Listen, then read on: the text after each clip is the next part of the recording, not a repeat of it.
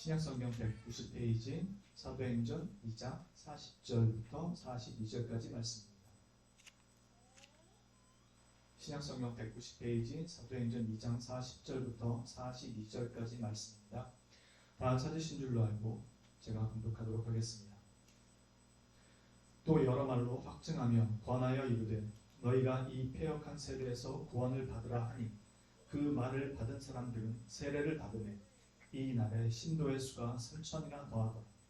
그들이 사도의 가르침을 받아 서로 교제하고 떡을 떼며 오로지 기도하기를 힘쓰니라. 아멘. 저희가 계속해서 사도행전에서 교회가 세 번째가 모습을 보고 있는데요.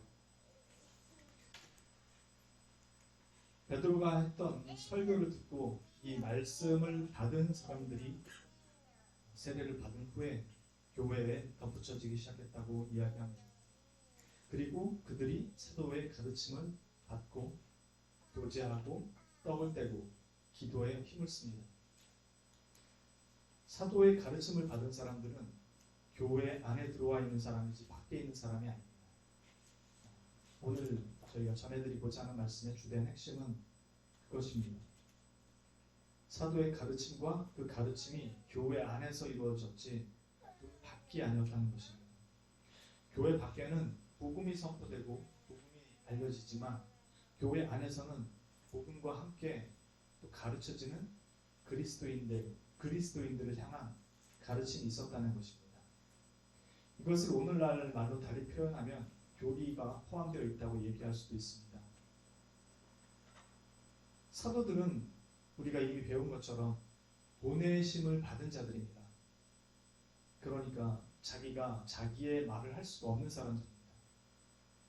장군이나 한 나라의 사신으로 보냄을 받을 때는 자기 이야기라는 것이 아니라 보내신 분의 그 내용을 가지고 전달하는 것이죠. 사도라고 부르는 것은 언어적 의미로 보내심을 받은 자라는 뜻이거든요. 그러니까 그들이 가르치는 내용이나 선포해야 되는 내용은 자기 것이 아니라 보내신 분의 그 내용을 가르치고 전해야 되는 거죠. 그것이 우리가 이미 어디서부터 왔는지 다 살펴봤었습니다. 그래도 다시 한번 간단히 살펴보자면 디모데후서 3장 16절 같은 경우 모든 성경은 하나님의 감동으로 된 것으로 얘기되어 있죠. 즉 우리가 가지고 있는 모든 성경은 하나님의 감동으로 쓰여진 거지 그냥 쓰여진 것이 아니라는 것입니다. 즉 하나님께서 다 주신 말씀이라는 것이죠. 갈라디아서 1장 11절은 형제들아 내가 너희에게 알게 하노니 내가 전한 복음은 사람의 뜻을 따라 된 것이 아니니라 라고 바울이 얘기합니다. 내가 만든 것이 아니라는 거죠. 베드로후서 1장 21절에 베드로는 예언은 언제든지 사람의 뜻으로 낸 것이 아니요 오직 성령의 감동하심을 받은 사람들이 하나님께 받아 말한 것이니라. 여기서 말하는 예언은 우리가 생각하는 그런 예언이 아니고 성경을 이야기합니다. 베드로 사도 역시 그것이 내가 만들어낸 것이 아니라고 이야기합니다. 사도들은 성령님께서 주신 말씀을 받아 영감된 글로 기록했던 거였죠. 그리고 성령님은 예수 그리스도의 말씀을 가지고 오셔서 알려주신 것이었어요. 요한복음 14장 26절에 보혜사 곧 아버지께서 내 이름으로 보내실 성령 그가 너희에게 모든 것을 가르치고 내가 너희에게 말한 모든 것을 생각나게 하리라 라고 말씀하시죠.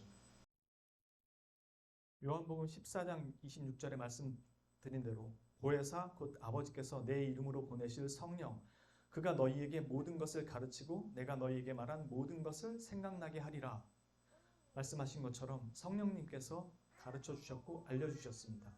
그 성령님은 자신의 생각과 뜻을 말씀하신 것이 아니고 그리스도의 말씀을 가지고 와서 전한 것이었습니다. 요한복음 16장 13절에 진리의 성령이 오시면 그가 너희를 모든 진리 가운데로 인도하시리니 그가 스스로 말하지 않고 오직 들은 것을 말하며 장래일을 너희에게 알리리라. 그리고 우리 주님은 아버지께 받은 말씀을 전했다고 이야기합니다. 요한복음 12장 49절 50절에 내가 내 자의로 말한 것이 아니요 나를 보내신 아버지께서 내가 말할 것과 이를 것을 친히 명령하여 주셨으니 나는 그의 명령이 영생인 줄 아노라. 그러므로 내가 이르는 것은 내 아버지께서 내게 말씀하신 그대로니라 하시니라. 결론적으로 예수님께서 이 땅에 오셔서 제자들에게 복음을 선포하고 하나님 나라를 선포하시고 가르쳐 주셨던 내용들은 아버지께로부터 받았던 내용 그대로고, 주님이 이 땅에 오셔서 제자들에게 가르쳐 주시고 부활 승천하신 후에 성령님이 오셔서 바로 예수님이 선포하셨던 그 말씀들을 다시 제자들에게 알려주시고 가르쳐 주시고 기록하게 하신 것입니다. 왜냐하면 모든 것을 다 암기하고 있는 것은 아니니까요. 그래서 성령님의 감동 감화로 성경을 기록하게 합니다.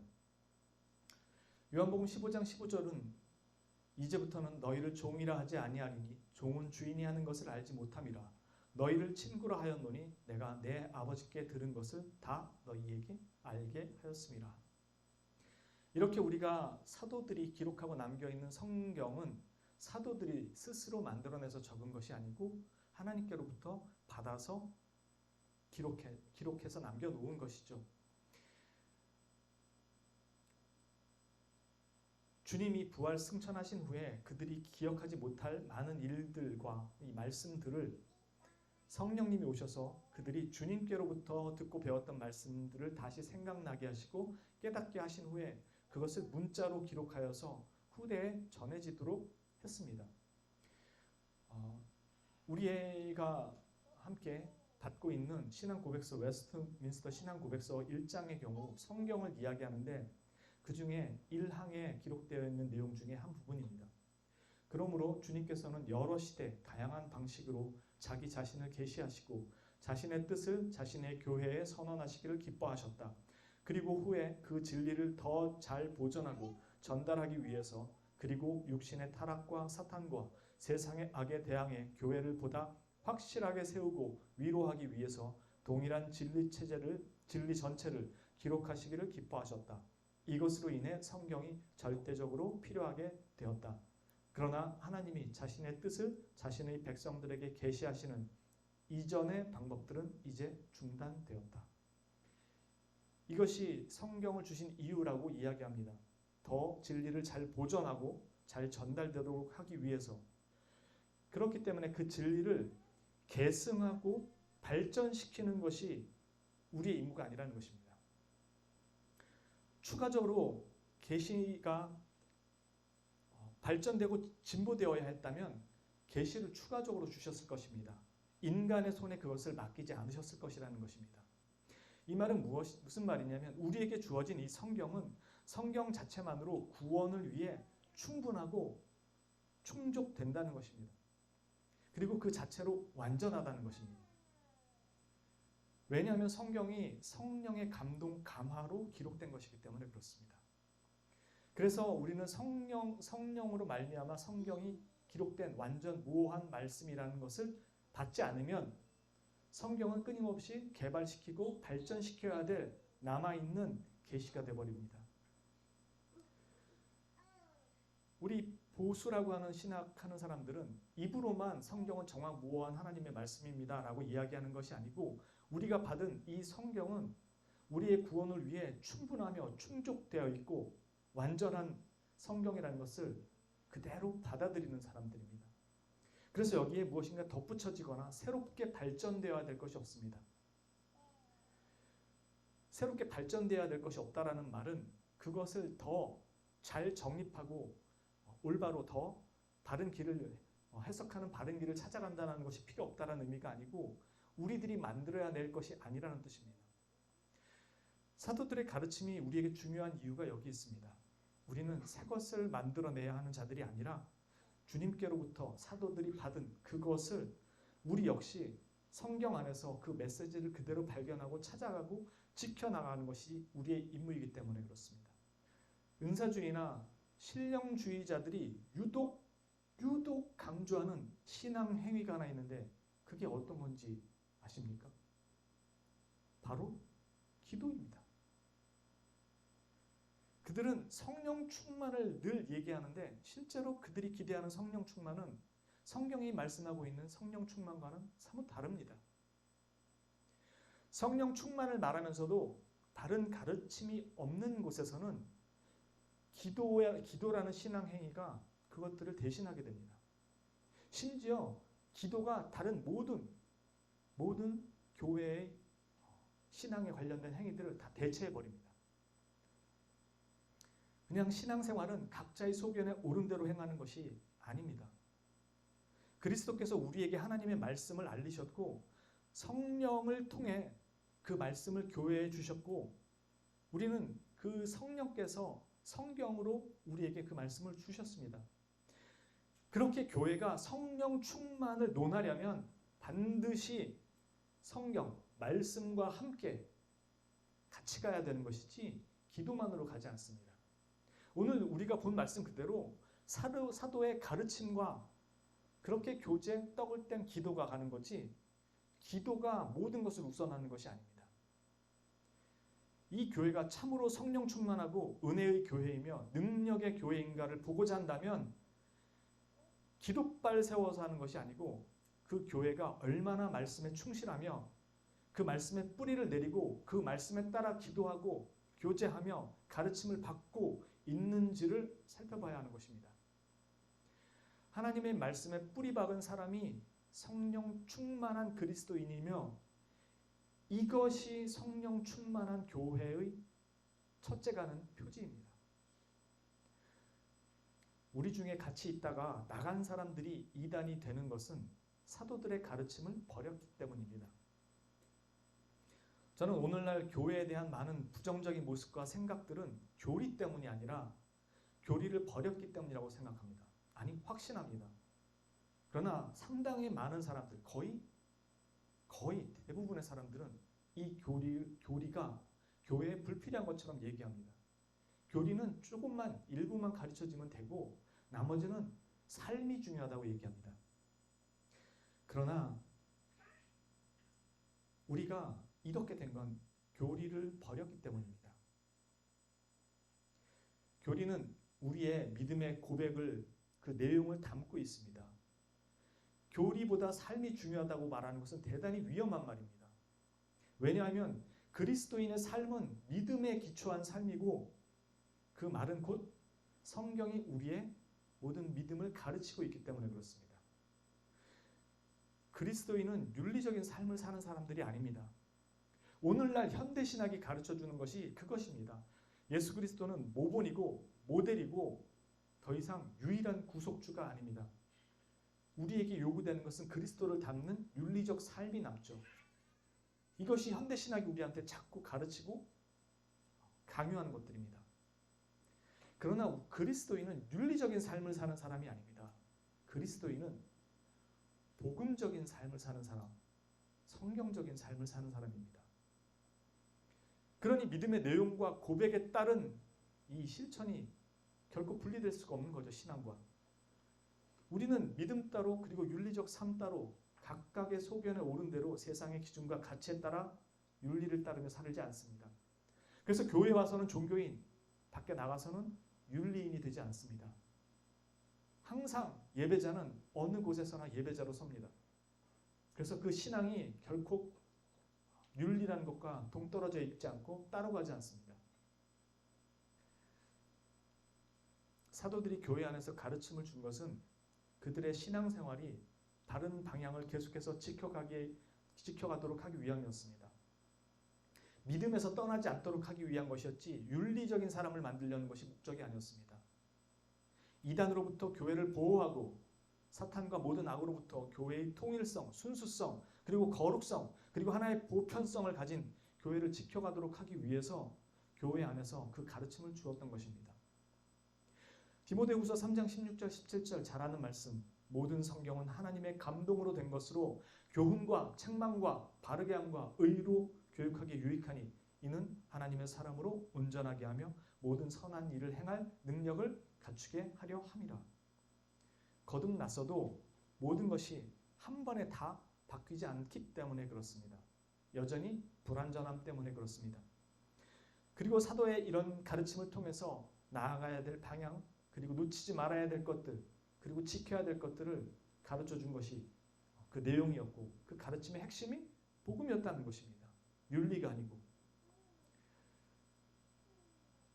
이 내용은 예수 그리스도로 말미암은 삼위일체 하나님의 구속 사역의 성취와 이것을 통한 하나님의 영광이 드러나는 것과 우리에게 있어 가장 큰 기쁨은 바로 그 영광의 동참에 따른 거기에서부터밖에 비롯되지 않는다라는 것을 가르치는 것이 복음입니다.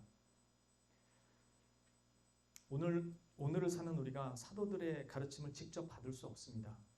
그럼에도 우리는 기록된 성경을 통해 그분들의 가르침을 받습니다. 그리고 성령님께서 우리를 바른 길로 인도하십니다.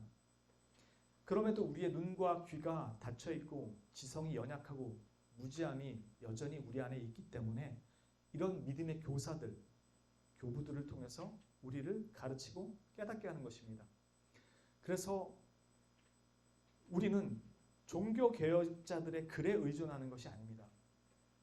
종교개혁자들 역시 그 앞선 시대의 사람들의 글과 그들의 기록들에 의존했었습니다. 우리가 흔히 알고 있는 루터, 칼빈과 같은 그런 종교개혁자들 역시 그 사람들만이 아니라 수많은 종교개혁자들이 있었습니다. 그 사람들 역시 자신이 만들어낸 신학체계나 교리를 가지고 이야기한 것이 아닙니다. 오늘날 현대신학이 주장하는 게 이 사람들이 그 교리를 만들었다고 주장하는 것 중에 만들었다고 주장하는 것들이 하나 있습니다.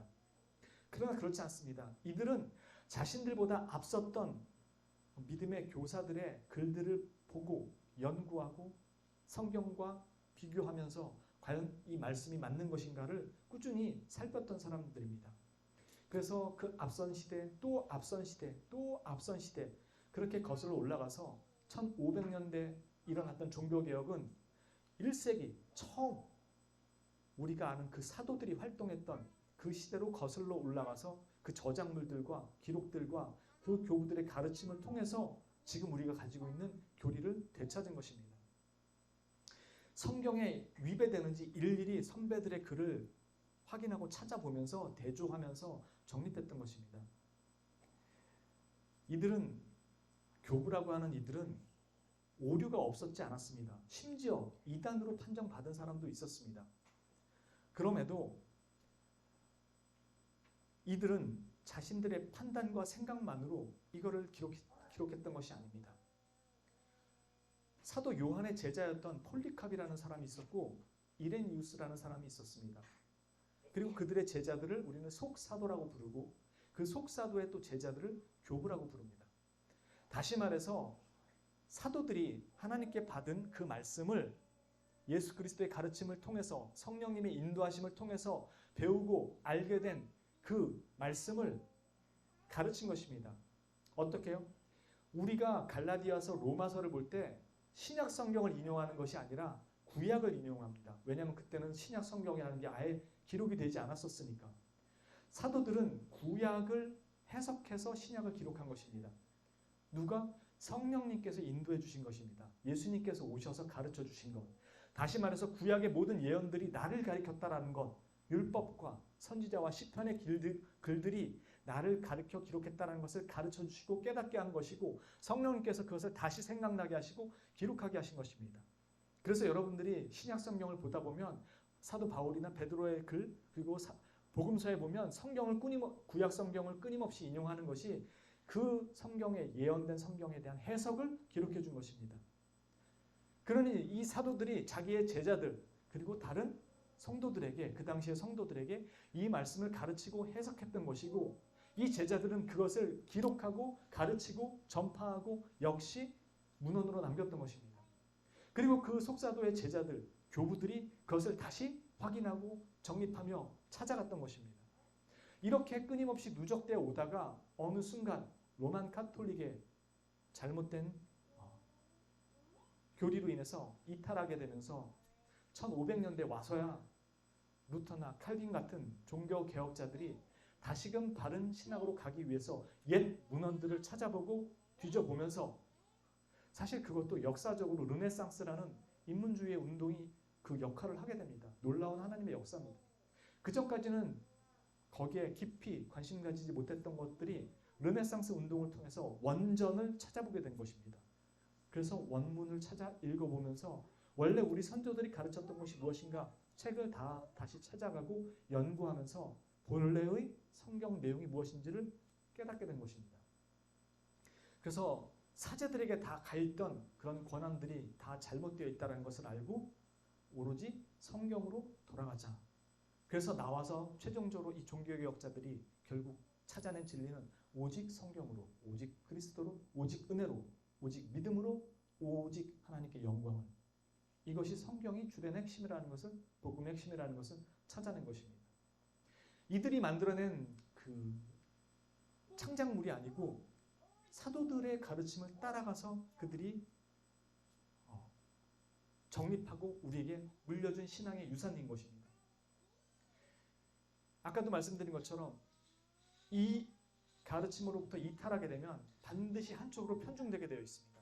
그래서 은사주의자나 신령주의자들처럼 기도에만 몰입하든가 아니면 어떤 사람 다른 사람들처럼 온통 찬양에만 몰입하든가 아니면 온통 치유사역이나 다른 기적적인 일들에만 몰입하게 됩니다. 우리는 시대를 넘어서 우리가 이런 것을 창출하는 것이 아닙니다. 교부란 교회의 아버지란 뜻으로 교회가 그들에게 그 칭호를 부여한 것입니다. 그만큼 그들은 탁월했고 위대했던 학자들이었고 믿음의 선진들이었습니다. 주님의 말씀에 온 생애를 걸고 그걸 연구했던 사람들입니다. 이들이 사도들의 제자고 속사들의 제자들이었고 그렇게 전수되어 온 가르침이었습니다. 그렇게 이단과 싸워왔고 맞서 진리를 지켜하려 했습니다. 그래서 이 사람들이 맞다고 어떻게 얘기할 수 있지라고 할 때 이런 논쟁과 문제가 생겼을 때 교부들이 정립한 글을 가지고 전 세계의 교회가 모여서 회의를 열었습니다. 그것이 종교회의였습니다. 그래서 이단들이 발언할 때마다 잘못된 교리가 나올 때마다 교회가 모여서 그것을 회의하고 어느 것이 올바른지를 결정을 지었던 것입니다. 그렇게 우리가 지금 가지고 있는 이 교리들이 물려지게 된 것입니다. 우리는 시대를 결코 건너뛰어서 우리 시대에 새로운 신학을 창출해내는 것이 아닙니다. 그래서도 안 됩니다. 복음은 더 나은 세상을 위한 진보의 연속이 아니라 점점 더 타락해가는 세상에 주신 구원의 복된 소식입니다. 죄인을 불러 영광스러운 하나님의 자녀로 삼으신 하나님을 증거하고 가르치고 구원자 예수 그리스도로 말미암아 우리에게 주어진 복된 은혜의 소식을 전하고 지키는 것입니다. 그렇기에 복음은 우리가 규정할 수 있는 것이 아니라 주님이 가르쳐 주시고 선포하신 것에 기초할 수밖에 없습니다. 우리가 교제를 나눈다고 할 때 어느 누군가는 자신의 경험을 간증으로 이야기할 수 있습니다. 그러나 그것이 보편이 되어서는 안 됩니다. 그런 경험이 일반적인 경험이 될 수 없다는 것입니다. 만일 내가 이런저런 방식으로 기도하거나 금식했더니 이런저런 하나님의 응답과 선물을 주셨다라는 것이 일반이 되면 그렇게 해도 안 되는 자들에게는 좌절과 절망과 죄의식만 남게 됩니다. 그는 좋은 의도로 분명히 간증을 했을지라도 듣고 따라하는 자들에게는 그것이 항상 반드시 같은 결과를 만들어내지 않습니다. 좋은 도전과 유익을 줄 수 있는 자리가 시험의 자리가 되거나 하나님에 대한 원망의 자리가 될 수도 있다는 것을 기억할 때 우리가 교제를 나누고 간증을 하는 것이 이 사도들이 가르친 올바른 가르침 위에 있지 않으면 그 유익이 상대방을 위해서 정말로 유익하다고 한 간증일지라도 그것이 때때로는 시험에 들게 하거나 어렵게 만들 수 있다는 것을 기억해야 합니다. 그래서 제가 누누이 여러분들에게 우리가 교제를 나눌 때는 바로 이런 부분들을 이해하고 교제를 나누는 것이 좋습니다라고 이야기하는 것입니다. 그래서 나중에 배우겠지만 뒤에 나오는 교제는 먹고 마시는 것을 의미하는 교제가 아닙니다. 하나님이 직접 세우신 교회를 지키시며 유지하시고 보존하시며 그 진리를 잘 전달하도록 하기 위해 성경 말씀을 기록하셨고 그것이 개인의 경험이나 주관적인 해석에 의해 오류에 빠지지 않도록 우리에게 분명한 문자로 주셨습니다. 각자가 경험하고 느꼈던 것을 주관적인 해석으로 하지 못하도록 판단의 근거가 될 수 있도록 성경을 주신 것입니다. 교제로만 모인 교회는 힘이 없고 능력이 없고 기도로만 힘쓰는 교회는 신앙의 내용이 부실하기 때문에 은사주의나 신령주의로 빠지기 쉽습니다. 그래서 교회는 말씀 위에 이 모든 것들을 실행해 나가는 것입니다. 개인적인 경험이나 주관이 결코 앞서지 않도록 주의해야 하기 때문에 그렇습니다. 우리가 환상을 보고 비전을 받고 기적을 경험하고 이런 것들이 1차적인 내용이 아니라는 것입니다. 하나님은 가장 정확하고 가장 각자에 맞는 방식으로 은혜를 베푸시고 만나주십니다. 그러나 그것이 무엇이든 내가 경험한 것들이 주의 말씀에 비추어 이해되고 깨닫게 하시고 경험하고 누릴 수 있게 하시는 것입니다. 교회는 복음의 본질적인 메시지에서 이탈하게 되면 남는 것은 교제 중심이 되거나 아니면 기도 또는 윤리나 도덕성을 강조하는 것으로 바뀌는, 그리고 외적 성장에만 치중하는 것으로 바뀌는 자신을 확인하지 못합니다. 우리는 그리스도께서 그 토대를 놓으신 주의 건물들의 각 돌들로 부름을 받았고 그렇게 쌓여갑니다. 주님이 머리가 되시고 우리는 지체입니다. 주님은 자신의 교회를 위해 생명을 주셨지 초능력으로 세상을 뒤집어 놓지 않았습니다. 세상의 변혁과 개선을 위해 오신 것이 아닙니다. 복음이 교회가 지켜야 할 복음의 본질은 그리스도의 죽으심과 부활이고 죄사함과 하나님의 영광으로의 참여입니다. 복음은 우리의 구원이 핵심이 아니라 여러분들이 깊이 들으셔야 하는 내용입니다. 복음은 우리의 구원이 핵심이 아니라 하나님 아버지의 영광이 그 핵심입니다. 왜냐하면 우리는 구원받은 것으로 만족하고 기뻐할 수 없고 오직 그리스도 안에서 하나님의 영광에 참여하게 될 때 가장 만족스럽고 기쁜 삶을 누릴 수 있기 때문입니다. 그래서 우리를 구원하여 하나님의 영광의 자리에 동참하게 하신 것입니다. 이것이 복음의 핵심입니다. 그러니 이 영광을 볼 수 없고 참여하기를 원치 않는 자들은 참된 기쁨을 세상 속에서 찾아서 누려야 된다고 생각하기 때문에 항상 주님께로부터 끊임없이 세상에서 가치가 있는 것들을 주님으로부터 받아야 된다고 생각하는 것입니다. 그것이 하나님께서 나를 영광스럽게 복되게 해주신 것이라고 생각하고 그것이 하나님의 영광이라고 생각하는 것입니다. 그래서 날마다 주님께로부터 받아야 된다라고 말은 하면서도 받는 내용은 세상에서 가치 있는 것이라고 생각하는 것을 타내려고 하는 것입니다. 얼마나 모순적인 영광을 추구하는 것입니까? 사도의 가르침으로부터 멀어지고 현대신학에 물들기 시작하면 우리는 이 복음의 핵심에서 이탈할 수밖에 없고 구원조차도 우리 중심적으로 해석하게 됩니다.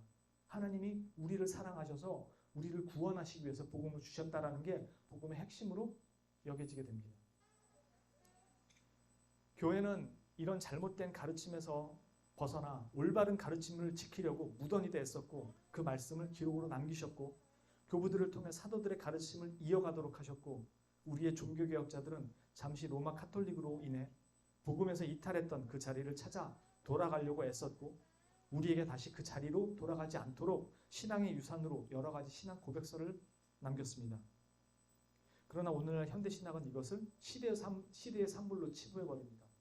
그러나 이것은 앞선 시대 때부터 우리에게 바른 길을 찾아갈 수 있도록 주어진 것이 우리에게 남겨준 신앙의 유산들입니다. 베드로후서는 이렇게 얘기합니다. 1장 20절 이하에 먼저 알 것은 성경의 모든 예언은 사사로이 풀 것이 아니니, 그리고 3장 16절에 또 모든 편지에도, 즉 성경을 말합니다. 서신서를 말합니다. 또 그 모든 편지에도 이런 일에 관하여 말하였으되 그 중에 알기 어려운 것이 덜어 있으니 무식한 자들과 굳세지 못한 자들이 다른 성경과 같이 그것도 억지로 풀다가 스스로 멸망에 이르느니라. 우리는 신앙 고백서를 믿는 것이 아닙니다. 우리는 성경을 믿고 우리의 유일한 신앙의 지표로 삼습니다. 그러나 그 길을 어떻게 들어가야 하는지를 우리가 우리 자의로 해석하면 지금 말씀한 것처럼 스스로 멸망의 길을 자초할 수 있습니다. 그 길을 어떻게 들어가야 하는지를 사도들이 가르쳐줬고 교부들의 가르침으로 계속 대물려져서 내려왔고 우리 종교개혁자들은 그 길이 어긋났었던 자리에서 비로소 무엇인지를 알고 그 길을 바로 잡아갔던 것이고 그것이 우리가 가지고 있는 가장 큰 핵심인 이신칭이 믿음으로 의롭다함을 받는다는 것이고 이 믿음이 은혜로 주어졌다는 것을 끊임없이 지키려 했던 것입니다. 그리고 그와 관련된 성경의 모든 가르침들을 하나씩 하나씩 교부들과 사도들의 가르침을 따라 정립을 시켜서 유산으로 물려주었던 것이고요. 그래서 우리는 성경을 믿는 것이지 고백서를 믿는 것이 아닙니다. 다만 그 길을 어떻게 찾아가야 될지를 좋은 안내서 역할을 하기 때문에 그 길에서 이탈하지 않기 위해서 그것을 보는 것이죠. 그래서 정말로 맞다면 보수적인 장로 교회 목사들이라면 이 웨스트민스터 신앙 고백서에서 이탈하는 그런 내용을 설교하지 않습니다. 이 범주 안에서 동일한 내용을 설교하게 되죠. 그래서 목사가 누가 되든 어떤 사람이어서 설교를 하든 아무리 교체가 돼도 그것은 변함없이 같은 내용을 유지하게 되는 것입니다. 교회가 이것을 포기하는 순간 교회는 순수성을 잃습니다. 그리고 통일성도 흔들릴 수 있게 됩니다.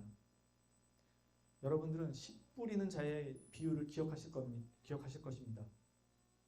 좋은 땅에 뿌려진 씨가 30배, 60배, 100배의 결실을 맺었듯이 사도들은 교회 안에서 이 가르침을 가르쳤고 오늘 우리가 보는 것처럼 교회가 오직 이 네 가지 가르침과 교제와 떡을댐과 기도에 힘썼다라는 사실은 그것이 바른 교회, 참된 교회로 가고 있다는 가장 분명한 명확한 표지입니다.